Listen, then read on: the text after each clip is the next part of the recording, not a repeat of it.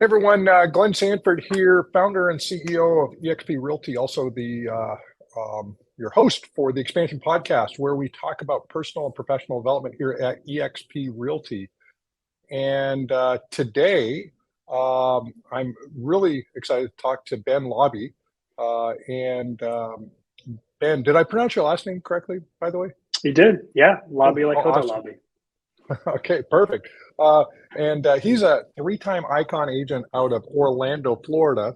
And we got a chance to just chat a little bit before we started here. And you and I share a fairly similar style of entering the business. So Ben, maybe you can just welcome, and then tell us a little bit about yourself and how your business runs and all that good stuff. Yeah, thanks for having me. It's a pleasure. So yeah, my our backgrounds do seem pretty similar. I actually went to college for web design and development. And originally, when I was going to look for colleges, I wanted to get into real estate, but a real estate degree didn't exist at the time. So technology was always a passion of mine, and decided to go into web design development and built websites for small business owners and companies for about 5 years as a freelance marketer. I had this idea of starting a marketing agency, but to be honest, I got to this point where the customers I was working with weren't understanding the technology that we were using. So it was like trying to educate and sell a customer who didn't really appreciate the value that we were providing. And so real estate was always in the back of my mind as my kind of retirement career, and decided to make that switch after spending 5 years in web design development. And those marketing skills really kind of carried over into taking over real estate. So it was a smooth transition. So, so I'll just ask you a little bit about this, see if your experience sort of match up with mine. So you were doing web design development, what for companies, for entrepreneurs? Who was your target market prior to real estate? So originally, like right out of college, I worked for this company, and we were building in Confusion and Python, and we were working on integrating large ERPs to front end. Oh my gosh, like distributor retail platforms, right? So connecting their inventory systems with their online presence. And so that was all B2B business customers, but then that company couldn't really scale or grow. So I left them and then started working small time on smaller kind of business owners building more marketing websites and lead funnels. And those were all networks and connections that I made through, like the Chamber of Commerce and like my local community. So then it was just more front end web work instead of all the back end heavy server coding stuff. Right. So, did you? So I'll give you my little bit of a story.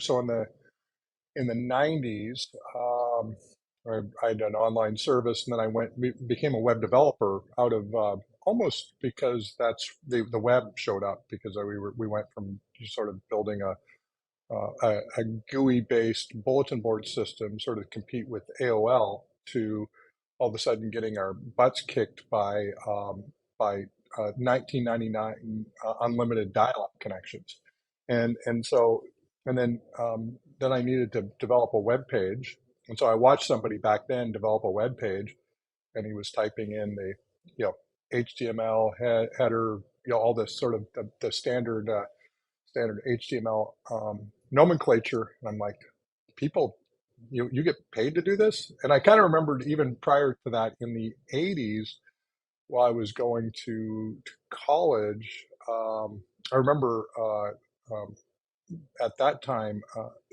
laser printers had just come out.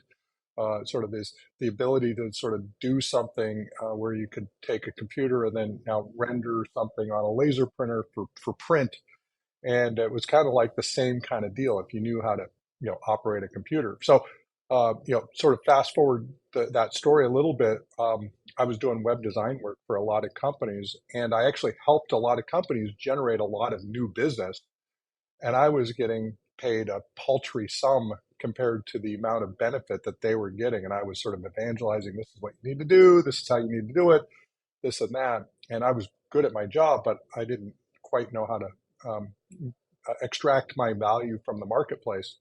So that's actually one of the reasons why I pivoted into real estate, was because all these skills that I had was using to help other companies expand, I was like, I could probably make it actually pay better if I actually did it inside of real estate. Absolutely.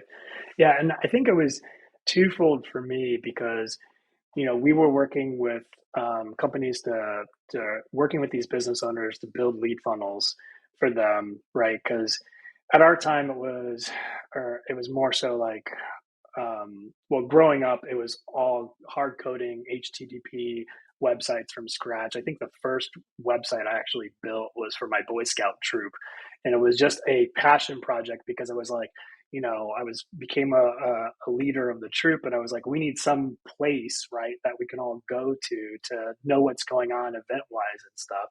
So I started with that, and then started doing it with like clubs and schools, and then I was kind of that's why I was happy it was kind of led to a career. But even with serving those other companies, it kind of just became this thing of like, okay, we're building this sales funnel, we're building this e-commerce platform where they're then going on and selling all these products. But there was no like royalty. There was no way of like, hey, now that I'm creating this platform that you can create thousands of dollars of revenue, but you're not willing to pay me like every sale or every transaction. They never saw the value in that, right? It was only a few $1,000s for that project. But it really led to, I think my main reason for the switch was I got my license in real estate, and I start to put my toe in the water and kind of see who the players were. And I did my first transaction. And after helping that family that, it was their first time home buyers, helping them buy their first house, it was really a emotionally rewarding experience for me. And I was like, oh, this is way better personally for me than sitting behind a computer all day just dealing with tech issues where people are kind of like thankless or not really understanding the value that we're providing. So that was the kind of like the straw that broke the camel's back on making that switch into sales and that emotionally gratifying experience of helping customers versus just putting out tech related fires and debugging things. Right. Oh no, makes total sense, and really kind of matches up with a lot of the stuff. So what does your business look like now? It sounds like you're in Orlando. Obviously, big commute to shareholders last week. Um, but it sounds like you're expanding your business and using your web skills for good. Yeah, we have 35 agents on the Ben Laube Homes team.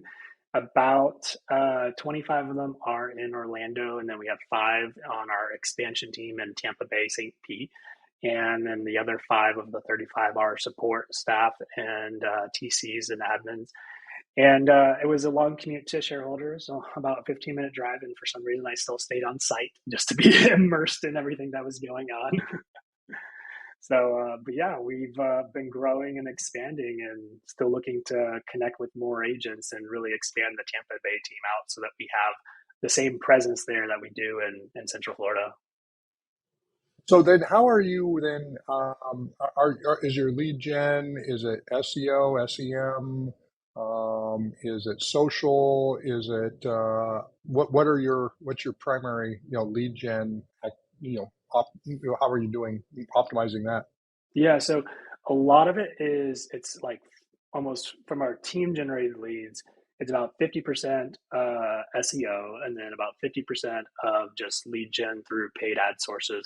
And so we basically try like every quarter I'll do an audit as to, what lead sources are producing well qualified leads or leads that we're able to convert, and should we be shifting our budget to different lead sources or different lead pipelines. And the uh, the other part of our business is really SEO related, so related to our website because we feature a lot of different communities on our websites, and we try to focus on new construction communities and showcasing that the growth that Orlando, Central Florida, Tampa Bay has through those new construction communities. And it's also information that isn't readily available. So we find that we get a lot of relocation buyers and opportunities from people who are searching specific communities in Central Florida, Tampa Bay, and they land on our website, and we're able to convert them through that SEO. So Awesome. Hey, did you get a chance to be there for the opening session where we talked a little bit about My Link, My Lead? Yeah, I did see that preview, and I think it's going to be a super cool tool for the agents to go through. And I was kind of blown away. You guys, we always drop like these a bunch of announcements right in a row at shareholders that I think just kind of like everyone's like, oh crap, a lot of stuff is going on and being released and produced. It's really cool. Yeah, well, I'm thinking, you have, almost to use the word sort of from the movie Taken, you have a specialized skill set developed over a number of years that could be used in a pretty interesting, unique way relative to My Link, My Lead. So if you think about the idea that, web developer, and obviously, we've got number of folks that have some web chops to them in the EXP ecosystem, but the ability to drive additional, we'll call it spillover traffic that's outside of your market areas, and to actually use your website to drive traffic to your affiliate link. Are you searching from outside of the Orlando or Tampa Bay market? Be sure to check out EXP Realty, but then it be using your affiliate link effectively, be able to generate inbound income from those opportunities, without you having to find a referral partner, having to actually hold the agent accountable to actually closing that lead. If you've done this for a while, you've probably figured out that sending leads out on a referral basis and then actually getting paid on those referrals is is to some extent more work than it's worth for a team leader. It makes sense if you're running for your team, because you can hold your team members accountable and you don't have to worry about tracking down whether they closed it or if they're following up or if they've actually followed this the process that you've built out for your team. But you set it outbound, and it's a freaking black hole. My VA who tracks our outbound referrals is constantly like struggling to keep up with them, just from like touching base with who we send them to, trying to get updates on what's going on and understanding like if we missed it or if they, if that agent, there's times where we've sent it out to agents and specifically like if we can't find an EXP agent in that area, then we're sending it out to a non EXP agent. And like 3 months later, they're like out of the business and they don't tell us. And we're like, wait, we sent you that referral, right? You should have at least told us you weren't like able to work it so we could refer it to someone else in that area. So I think like the tools that EXP is investing in is definitely going to help make that process easier, especially with that. I know the referral portal was announced and launched quite a bit ago. Just being able to connect with EXP agents across the country, that was a huge help for us to help track and send out leads too before My Link My Lead came out. Oh, awesome! No, great to hear. So now, how do you what's your tool like in terms of tools? What do you use for CRM and sort of lead and accountability management with your team? Yeah, so the biggest tool we use for our CRM is Follow Up Boss, and I was personally on Follow Up Boss prior to joining EXP, so we just stuck with it and worked through modifying it from a team perspective. It's been the best software that I've seen CRM wise to be able to scale a team effectively. And so with Follow Up Boss, we use the integration with Ylopo for our front end website and advertising campaigns. So majority of our ad spend is through Ylopo, and they cover Google AdWords, Facebook ads, and Google PPC as well. And then what else from a tech stack?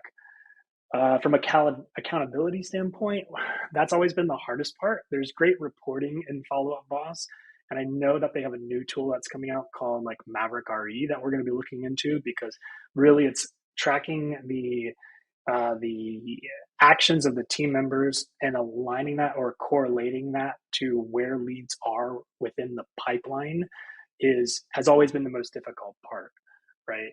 And I ask every team leader this because I'm constantly curious. How are you tracking the lead's progress through just being a lead to potentially being warm or getting pre-approved or qualified to closing? just because I can't tell you how many leads are somewhere in that process. I can only see how many we've generated and how many we've converted and closed. So we're always constantly looking to look at other tools to kind of like monitor that in a better pace and then hold our team members accountable so that we know where leads are. Okay. Now, I'm assuming, based on the type of team you run, you're skewed more heavily to the buyer side. What's your mix of buyers versus sellers? Yeah, so it's increasing actually with the shift with a couple of things. With the shift in the market, we're becoming a little bit more seller heavy. This year, we've already listed more homes than we did last year as a team. And so we're kind of shifting to about 60% buyers, 40% sellers, when previously last year it was about 70% buyers and 30% sellers. One of those shifts is actually thanks to EXP Renos or Renovos. Might be saying that wrong. Revenues, yeah, because we got connected with a private equity firm that's liquidating a portfolio through them. So we have actually a bunch of listings coming through that EXP opportunity that has really helped our listing portfolio. And just those listings alone have generated a lot more open house opportunities and marketing activities for our team members. So that's been beneficial as well. Okay, awesome. No, yeah, Revenos is a amazing platform. It might be interesting to think about, if you're on some of these leads that you've got coming in other areas, potentially using Revenos as a routing source to basically do all the accountability, follow up, and holding teams accountable on your overage leads. I don't know if that'd be something you'd consider, but if that continues to be a challenge for your assistant there. Now, are you big on ISAs, or do you have the agents actually do the follow up on the leads?